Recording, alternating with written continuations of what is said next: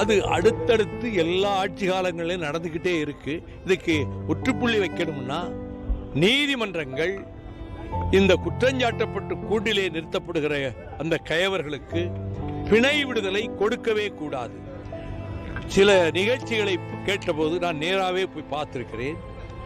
இந்த பிணை விடுதலை வந்தவன் தான் திரும்பவும் அந்த சின்ன பிள்ளைகளை, பெண் பிள்ளைகளை நாசப்படுத்தி கொலை செய்கிறான்.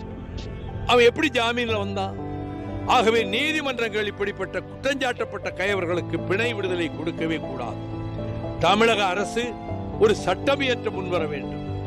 இந்த பாலியல் வன்கொடுமை செய்து இந்த சின்னஞ்சிறு சிறுமிகளை உட்பட பெண்களை படுபயங்கரமாக நாசமாக்கி கொலை செய்கின்ற கொடியவர்களுக்கு வாழ்நாள் முழுவதும் சிறை என்றுதான் தண்டனை இருக்க வேண்டும். 10 வருஷமோ 15 வருடமோ என்று சொல்லி ஆயுள் தண்டனை என்று சொல்லிவிட்டு 10 வருடத்திலே விடுதலை செய்வதெல்லாம் இருக்கக்கூடாது.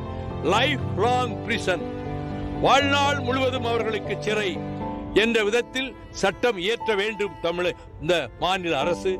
மத்திய அரசு அந்த சட்டத்திற்கு அங்கீகாரம் தர வேண்டும்.